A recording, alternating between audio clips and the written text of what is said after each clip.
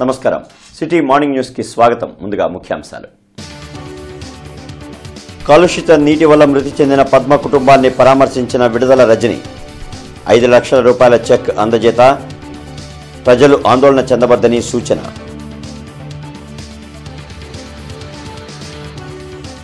$4,178 కోట్లతో ఏర్పాటు కానున్న పరిశ్రమలకు వర్చువల్గా శంకుస్థాపన చేసిన మంత్రి గుడివాడ అమర్నాథ్.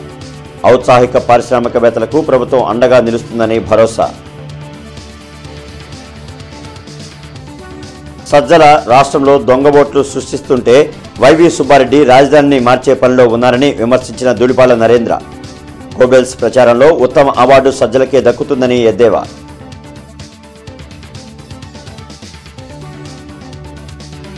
జిల్లాలోని ప్రభుత్వ పాఠశాలల హెచ్ఎంలు ఎంయూలతో సమావేశాన్ని నిర్వహించిన ఆర్జేడీ బి లింగేశ్వర్ రెడ్డి. విద్యా బోధనలో రాజీ పడవద్దని ఆదేశం.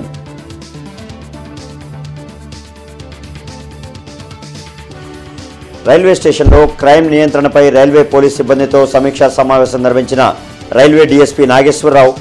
రైళ్లలో నేరాల శాతం తగ్గించేలా గస్తీ పెంచాలని ఆదేశం.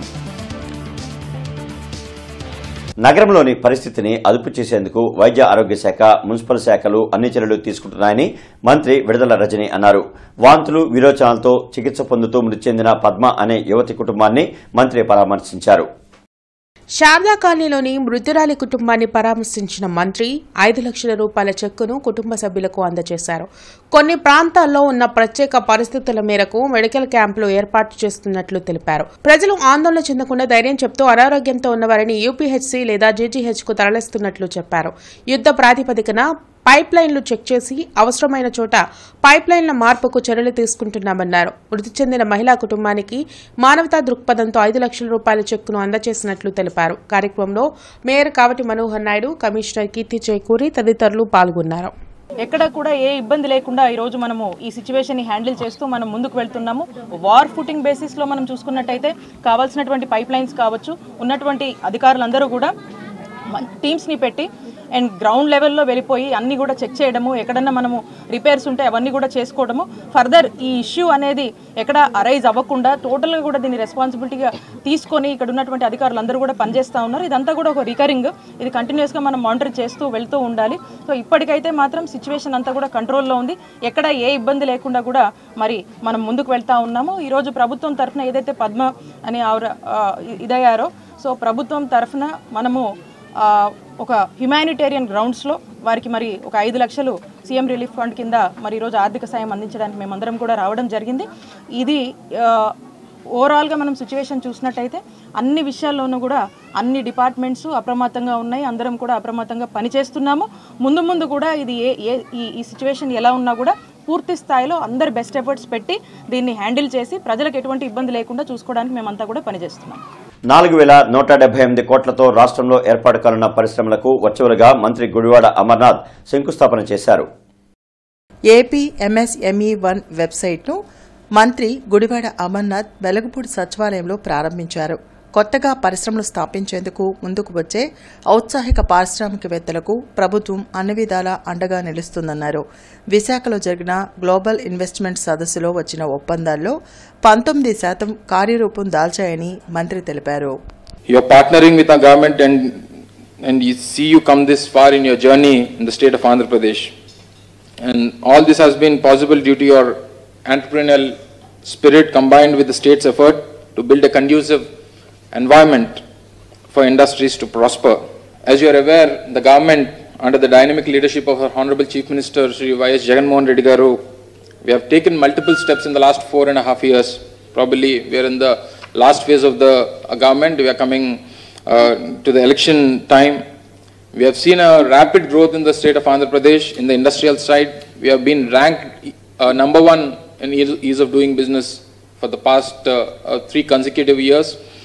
We have been a very proactive industrial sector in the state of Andhra Pradesh. Goebbels ప్రచారంలో ఉత్తమ అవార్డు ప్రభుత్వ సలహాదారు సజ్జల రామకృష్ణారెడ్డికే దక్కుతుందని టీడీపీ మాజీ ఎమ్మెల్యే ధూళిపాల నరేంద్ర కుమార్ ఎద్దేవా చేశారు. మంగళగిరిలోని టీడీపీ కేంద్ర కార్యాలయంలో ధూళిపాల నరేంద్ర మీడియాతో మాట్లాడారు. మంగళగిరి, పొన్నూరు నియోజకవర్గాల్లో 2 చోట్ల సజ్జలతో పాటు ఆయన కుటుంబ సభ్యులు ఓటు హక్కు కలిగి ఉండడంపై కేంద్ర ఎన్నికల సంఘం చర్యలు తీసుకోవాలని డిమాండ్ చేశారు. ఈ మేరకు సీఈసీకి ఫిర్యాదు చేయనున్నట్లు చెప్పారు. సజ్జల రాష్ట్రంలో దొంగ ఓట్లు సృష్టిస్తుంటే వైవి సుబ్బారెడ్డి రాజధానులను మార్చే పనుల్లో ఉన్నారని నరేంద్ర విమర్శించారు. తమకున్న అధికారాన్ని దుర్వినియోగం చేయటంతో పాటు ఈ రాష్ట్రంలో దొంగ ఓట్లు సృష్టించే బాధ్యతని సజ్జల రామకృష్ణారెడ్డి ఆయన కుమారుడు తీసుకున్నారనేది స్పష్టం అవుతా ఉంది. నేను ఈ రోజుకి ఛాలెంజ్ చేస్తా ఉన్నా, ఏ విధంగా అయితే ఫామ్ 7 పొన్నూరులో పెట్టారో మీరు ఫామ్ 6 మంగళగిరిలో పెట్టిన అప్లికేషన్ అదే ట్విట్టర్లో నేను పెడితే ఆన్లైన్లో తీసి చూపెడతా. మరి అలాంటిది సజ్జల రామకృష్ణారెడ్డి గారి యొక్క కుటుంబం యొక్క పర్మనెంట్ అడ్రస్ హైదరాబాద్ అయితే మంగళగిరిలో కానీ పొన్నూరులో కానీ ఓటు ఎలా ఇస్తారు అని చెప్పి నేను ప్రశ్నిస్తా ఉన్నా. ఓకే, ఇచ్చారు. 2 చోట్ల ఎలా ఇస్తారు అంటే ఈయన ముఖ్యమంత్రి గారి క్యాంప్ క్లర్క్, ప్రభుత్వ అడ్వైజర్ కాబట్టి ఎన్ని చోట్లైనా ఓటు ఉండొచ్చు. ప్రభుత్వ పాఠశాలలపై పూర్తి స్థాయిలో పర్యవేక్షణ ఉంచాలని ఆర్జేడీ బి లింగేశ్వరరెడ్డి అన్నారు. పాత బస్టాండ్ సెంటర్లోని జిల్లా పరీక్షా భవన్లో జిల్లాలోని ప్రభుత్వ పాఠశాలల హెచ్ఎంలు, ఎంఈఓలతో సమావేశాన్ని నిర్వహించారు. సమావేశంలో ఆర్జేడీ లింగేశ్వరరెడ్డి మాట్లాడుతూ విద్యాబోధన విషయంలో రాజీ పడవద్దన్నారు. విద్యాభివృద్ధికి విస్తృత రీతిలో కార్యక్రమాలు అమలు చేస్తున్న ప్రభుత్వ ఆశయాలకు అనుగుణంగా పనిచేయాలని సూచించారు. విద్యాశాఖలో జరుగుతున్న కార్యక్రమాలపై పూర్తి స్థాయిలో అవగాహన ఉండాలన్నారు. 8వ తరగతి విద్యార్థులకు ఇచ్చిన ట్యాబ్లను ఉపయోగించుకునేలా చూడాలని తెలిపారు. సమావేశంలో DEO Shailaja, Samagra Shiksha APC G Vijayalakshmi, Guntur Tenali డీవైఈఓలు P Venkateswararao, M Nirmala, Guntur east MEO Venkateswararao, హెచ్ఎంలు, ఎంఈఓలు పాల్గొన్నారు.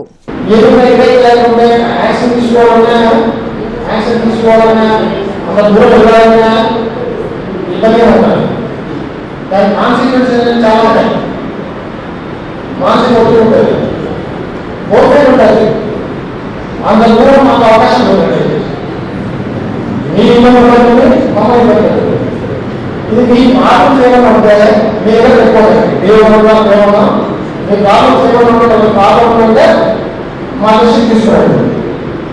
ఇబ్బంది లేకుండా అమ్మాయి కూర్చొని దానికి ఒక పరిష్కారం ఆలోచిస్తాం. అంతేగాని మీ దగ్గర పెట్టుకొని మీ స్టార్టింగ్స్ మమ్మల్ని స్టార్టింగ్స్ తయారు చేస్తే మాత్రం ఎట్టి పరిస్థితుల్లో యాక్సెప్ట్ చేయండి. ఎన్నికలు సమీపిస్తున్న నేపథ్యంలో నిషేధిత వస్తువుల రవాణాపై ప్రత్యేక దృష్టి పెట్టాలని రైల్వే డీఎస్పీ నాగేశ్వరరావు సిబ్బందిని ఆదేశించారు. రైల్వే స్టేషన్లో క్రైమ్ నియంత్రణపై రైల్వే పోలీస్ సిబ్బందితో డీఎస్పీ నాగేశ్వరరావు సమీక్ష సమావేశం నిర్వహించారు. ఎన్నికలు సమీపిస్తున్న నేపథ్యంలో అక్రమ నగదు, మద్యం రవాణా జరగకుండా పటిష్టమైన చర్యలు తీసుకోవాలని ఆదేశించారు. రైళ్లలో నేరాల శాతాన్ని తగ్గించే విధంగా గస్తీ పెంచాలన్నారు. ఎన్ఫోర్స్మెంట్ వర్క్ ఎలక్షన్ రిలేటెడ్ అంటే హ్యూజ్ క్యాష్ కానీ అలాగే బంగారం అదర్ వాల్యుబుల్ ఐటమ్స్ కానీ వీటిని రవాణా చేయకుండా ప్రివెంట్ చేయవలసిందిగా ఇన్స్ట్రక్షన్స్ ఇవ్వడం జరిగింది. అలాగే ముఖ్యంగా మాదక ద్రవ్యాలైన గంజాయి వీటి మీద కూడా ఒక దృష్టి పెట్టి వీళ్ళని కూడా రవాణా జరగకుండా ఒకవేళ జరిగినా కూడా క్యాచ్ చేసి వీళ్ళని చూడవలసిందిగా వీళ్ళందరికీ ఇన్స్ట్రక్షన్స్ జరిగింది. అలాగే దొంగతనాల కేసులు ఇంకా ఇతర నేరాలు కూడా రివ్యూ చేసి వాటిని తగ్గించడానికి తగిన చర్యలు తీసుకోవాల్సిందిగా అందరికీ ఇన్స్ట్రక్షన్స్ ఇవ్వడం జరిగిందండి. ఈ నెల 18వ తేదీన జరిగే ఏపీఎస్సీ గ్రూప్ 2 పరీక్షలపై జరిగే ఉచిత అవగాహన సదస్సులో అభ్యర్థులు పెద్ద సంఖ్యలో పాల్గొనాలని ఎమ్మెల్సీ కెఎస్ లక్ష్మణరావు పిలుపునిచ్చారు. డీవైఎఫ్ఐ ఎస్ఎఫ్ఐ ఆధ్వర్యంలో జరగనున్న ఉచిత అవగాహన సదస్సు వాల్ పోస్టర్లను సిపిఎం కార్యాలయంలో ఎమ్మెల్సీ లక్ష్మణరావు ఆవిష్కరించారు. ఏసీ కాలేజీలో జరిగే సదస్సులో ఫిబ్రవరి 25వ తేదీన జరగనున్న ప్రిలిమినరీ పరీక్షలకు సంబంధించిన సిలబస్, ప్రిపేర్ అయ్యే విధానంపై చర్చ జరుగుతుందని తెలిపారు. సదస్సు అనంతరం అభ్యర్థులకు భారత సమాజం, ఆంధ్రుల చరిత్ర, ఆంధ్రప్రదేశ్ ఆర్థిక వ్యవస్థ పుస్తకాలను ఉచితంగా పంపిణీ చేయనున్నట్లు చెప్పారు. ఈ అవగాహన సదస్సులో అభ్యర్థులకి సిలబస్, పరీక్షకు ప్రిపేర్ అయ్యే విధానం, అలాగే ప్రామాణికమైన పుస్తకాలు మొదలైన అంశాలను వివరించడమే కాకుండా వచ్చిన అభ్యర్థులందరికీ కూడా ఈ సిలబస్లో ఉన్న భారత సమాజం అనే టాపిక్కు సంబంధించి ఒక 128 పేజీల పుస్తకం, ఆంధ్రుల చరిత్ర, ఆంధ్రప్రదేశ్ ఆర్థిక వ్యవస్థకు సంబంధించి ఒక 100 పేజీల పుస్తకం, ఈ 2 పుస్తకాలు కూడా ఉచితంగా ఇవ్వబడతాయి. అందువల్ల గుంటూరు నగరంలోనూ గుంటూరు చుట్టుపక్కల ఉన్నటువంటి అభ్యర్థులందరూ కూడా ఈ అవకాశాన్ని ఉపయోగించుకోవాలని, ఈ అవగాహన సదస్సుకి హాజరై ఈ పరీక్షకు సంబంధించి తమకు ఉన్నటువంటి సందేహాలను నివృత్తి చేసుకోవాలని చెప్పేసి హృదయపూర్వకంగా కోరుతున్నాం. శ్రీ భగవాన్ వ్యాస మహాముని గణపతి విగ్రహ ప్రతిష్ఠా కార్యక్రమం వైభవంగా జరిగింది. శ్రీ షిరిడి సాయి ఆధ్యాత్మిక సేవా సమితి ఆధ్వర్యంలో గోరంట్లలోని వెంకటేశ్వర కాలనీ సరస్వతి అమ్మవారి దేవాలయంలో జరిగిన విగ్రహ ప్రతిష్ఠ కార్యక్రమంలో భాష్యం సంస్థల అధినేత భాష్యం రామకృష్ణ, శ్రీకాంతుల సుబ్బారావు పాల్గొని శ్రీ భగవాన్ వ్యాస మహాముని గణపతి విగ్రహాలను ప్రతిష్ఠించారు. ప్రతిష్ఠించిన విగ్రహాలకు పూజలు చేసిన విద్యార్థులకు జ్ఞానంతో కూడిన విద్యను అమ్మవారు ప్రసాదిస్తారనే ఉద్దేశంతో ఈ కార్యక్రమాన్ని చేపట్టినట్లు తెలిపారు. కార్యక్రమంలో కమిటీ సభ్యులు ఓరుగంటు విశ్వనాథం, శ్రీధర్, గోలి శ్రీనివాసరావు, వాణి సుజాత, లలిత ప్రసాద్ తదితరులు పాల్గొన్నారు.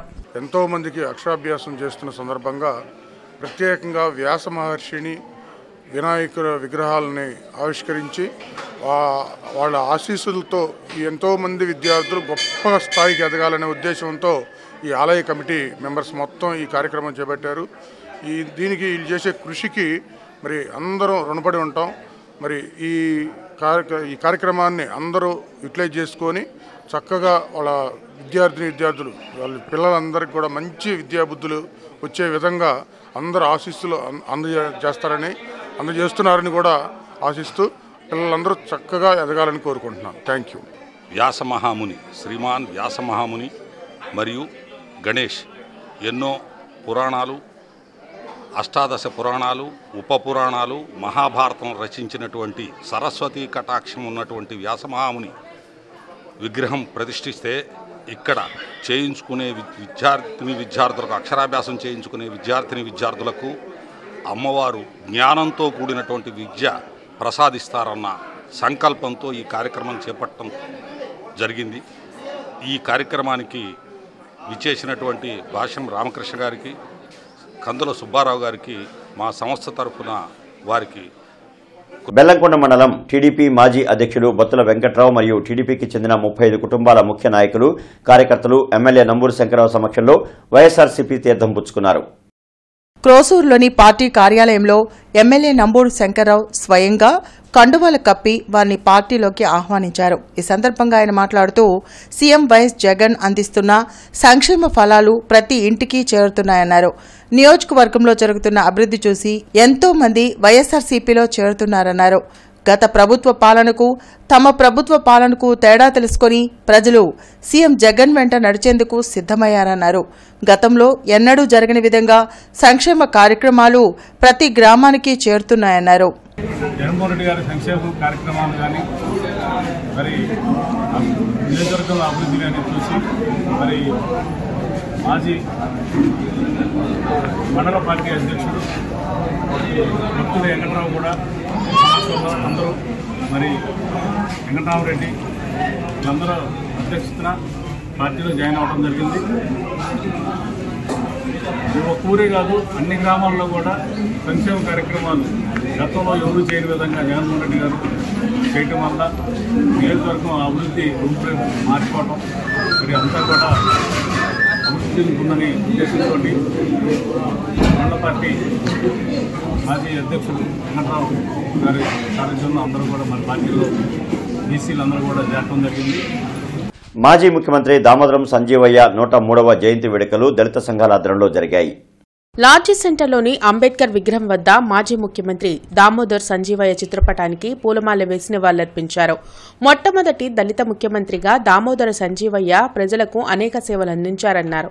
ఉద్యోగులు, ఉపాధ్యాయులకు పెన్షన్ సౌకర్యాన్ని కల్పించడమే కాకుండా అనేక అభివృద్ధి కార్యక్రమాలకు శ్రీకారం చుట్టారన్నారు. కార్యక్రమంలో చిన్నం డేవిడ్ విలియమ్స్, పిల్లిరాజు, బండ్లమూడి స్టాలిన్ బాబు, ఆనంద్, రమేష్ తదితరులు పాల్గొన్నారు. ఉన్నటువంటి దళిత ముఖ్యమంత్రి మరి మొదటి ముఖ్యమంత్రి దామోదర సంజయ్ గారికి మరి ఈరోజు జయంతి సందర్భంగా మరి మీ అందరికి కూడా హృదయపూర్వక నీళ్ళు జైభీం తెలియజేస్తా ఉన్నాం. జైభీం సంస్థ 1960 సంవత్సరం ప్రాంతంలో నీలం సంజీవ్ రెడ్డి గారు మరి ఈ రాష్ట్రానికి మొట్టమొదటి ముఖ్యమంత్రిగా ఉండి ఆయన రిజైన్ చేసిన క్రమంలో మరి నెహ్రూ గారు తదితర కాంగ్రెస్ జాతీయ స్థాయి పెద్దలు ఆలోచన చేసి ఈ రాష్ట్రానికి ఎవరైతే ముఖ్యమంత్రి ఉంటే బాగుంటుందని ఆలోచన చేసి దళిత వర్గానికి చెందినటువంటి శ్రీ దామోదరం సంజయ్ గారిని మొట్టమొదటి రాష్ట్రానికి తొలి దళిత ముఖ్యమంత్రిగా ఎన్నుకోవడం జరిగింది. అందుకు మరి జాతీయ కాంగ్రెస్ పార్టీ కూడా మేము ధన్యవాదాలు తెలియపరచుకుంటూ ఉన్నాం. ఏటుకూరు గ్రామానికి చెందిన ఆళ్ల రవిదేవరాజును పత్తిపాడు వ్యవసాయ మార్కెటింగ్ కమిటీ చైర్మన్ గా నియమించారు. వైఎస్ఆర్ కాంగ్రెస్ పార్టీ ఆవిర్భావం నుంచి గుంటూరు రూరల్ మండల పార్టీ అధ్యక్షునిగా ఆళ్ల రవిదేవరాజు పనిచేస్తున్నారు. ఈ సందర్భంగా ఆయన మాట్లాడుతూ మార్కెట్ కమిటీ చైర్మన్ నియామకానికి సహకరించిన పార్టీ పెద్దలందరికీ ఆయన ధన్యవాదాలు తెలిపారు. మార్కెట్ సెంటర్లోని హిందూ కళాశాలలో నిన్న వసంత పంచమి వేడుకలు ఘనంగా జరిగాయి. ఈ సందర్భంగా కళాశాలలోని హెచ్ బ్లాక్ లో ఉన్న సరస్వతీ దేవి విగ్రహానికి పూలమాలలు వేసి దేవిని స్తుతించారు. ఈ కార్యక్రమంలో కళాశాల principal Mallikarjunarao Prasad, commerce department విభాగాధిపతి శాంతిలత, ఫిజిక్స్ విభాగాధిపతి రాము తదితరులు పాల్గొన్నారు.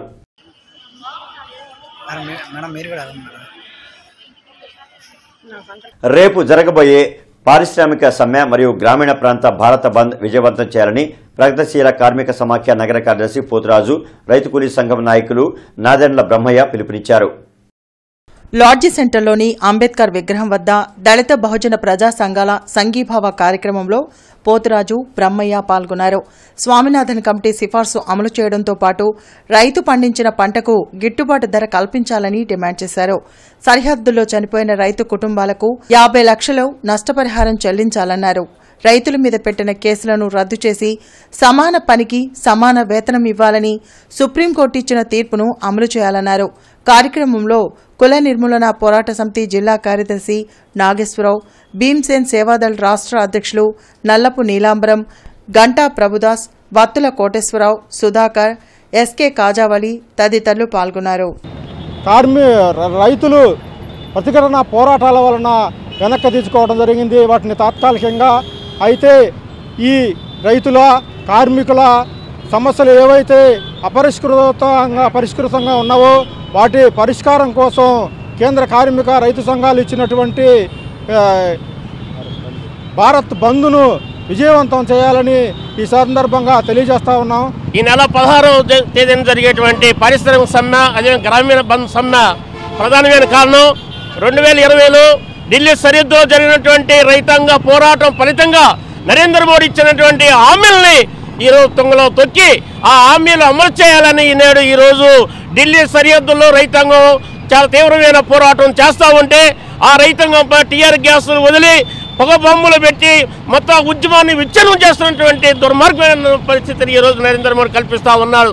తనకు చేసిన మోసాన్ని ప్రశ్నించినందుకు ఎమ్మెల్యే మద్దాలగిరి, ఆయన పిఏ ప్రోద్బలంతో నాపై దాడి చేయించారని, వారిపై చర్యలు తీసుకోవాలని ఎంపీ విజయసాయిరెడ్డికి వక్ఫ్ బోర్డు జిల్లా జాయింట్ సెక్రటరీ సుభాని ఫిర్యాదు చేశారు.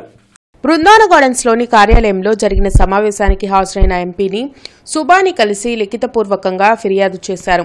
తన ఫిర్యాదు మేరకు నేటికి కేసు నమోదు చేయలేదని, వారిపై చర్యలు తీసుకోవడంతో పాటు తనకు న్యాయం చేయాలని కోరారు. దీనిపై న్యాయం చేస్తామని ఎంపీ హామీ ఇచ్చారని సుబాని తెలిపారు.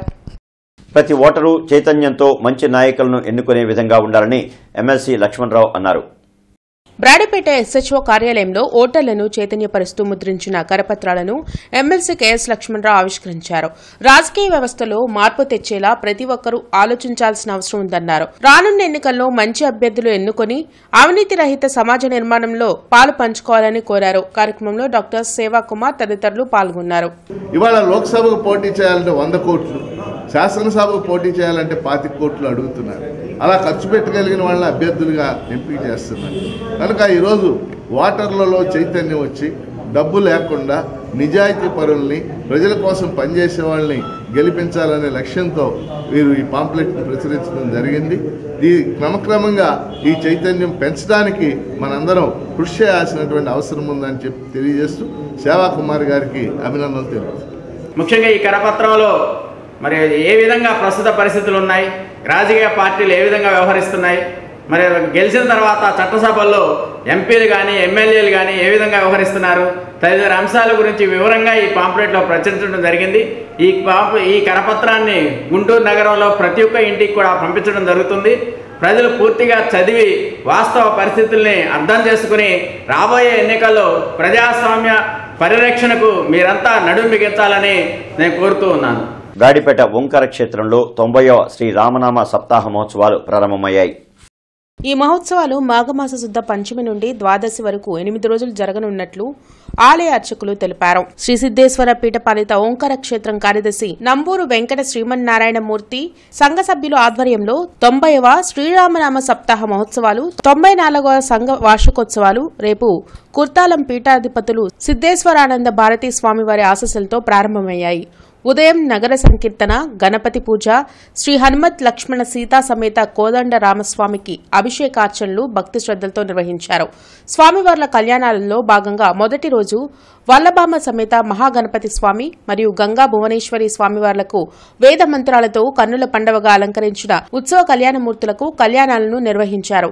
విశేష హారతి, మంత్రపుష్పం అనంతరం భక్తులకు తీర్థప్రసాదాలను వితరణ చేశారు. సాయంత్రం శ్రీమద్ వాల్మీక విరచిత శ్రీమద్ రామాయణంపై ప్రవచనం జరిగింది. ఈ సందర్భంగా కార్యదర్శి శ్రీమన్నారాయణమూర్తి మాట్లాడుతూ శుక్రవారం ఉదయం వల్లి దేవసేన సమేత సుబ్రహ్మణ్యేశ్వర స్వామి కళ్యాణం వైభవంగా నిర్వహిస్తున్నట్లు తెలిపారు. ఈ ప్రతిరోజు నిత్యము శ్రీ రామువారి యొక్క నగర సంకీర్తన 5 గంటల ప్రారంభమవుతుంది.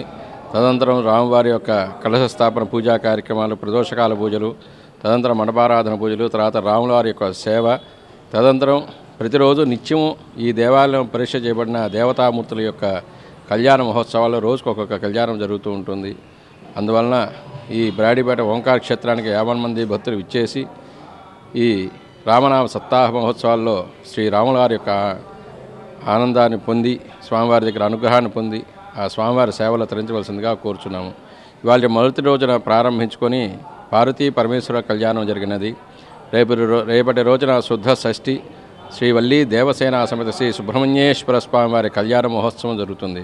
తొలి దళిత ముఖ్యమంత్రి దామోదరం సంజీవయ్య 103వ జయంతి సందర్భంగా వారి చిత్రపటానికి జిల్లా కలెక్టర్ ఎం వేణుగోపాల్ రెడ్డి పూలమాలలు వేసి ఘన నివాళులర్పించారు. ఈ సందర్భంగా ఆయన మాట్లాడుతూ దామోదరం సంజీవయ్య చిరస్మరణీయులని, సమాజానికి వెనుకబడిన వర్గాలకు ఎంతో సేవ చేశారని, ఆయన జీవితం అందరికీ స్ఫూర్తిదాయకమని అన్నారు. కార్యక్రమంలో తెనాలి సబ్ కలెక్టర్ ప్రకాష్ జైన్, జిల్లా రెవెన్యూ అధికారి పెద్ది రోజా, డిడి మధుసూదన్ రావు, రాజకీయ పార్టీల ప్రతినిధులు పాల్గొన్నారు. 13, 54 డివిజన్ల కార్పొరేటర్లు సంకూరి శ్రీనివాస్ మరియు మల్లవరపు రమ్య ఇరువురి ఆధ్వర్యంలో గాంధీనగర్ సంగడిగుంట నందు వైఎస్ఆర్సీపీ ముఖ్య నాయకులతో ఆత్మీయ సమావేశం నిర్వహించారు. ఈ కార్యక్రమంలో ముఖ్య అతిథిగా ఎమ్మెల్యే అభ్యర్థి నూరి ఫాతిమా పాల్గొన్నారు. ఈ సందర్భంగా ఆమె మాట్లాడుతూ వైఎస్ఆర్సీపీ పార్టీ అంటే ఒక కుటుంబ పార్టీ కాదని, అది రాష్ట్రంలో ఉంటున్న ప్రతి పేదవాడి పార్టీ అని తెలిపారు. ఇక ఈ వార్తలు ఇంతటితో సమాప్తం. నమస్కారం.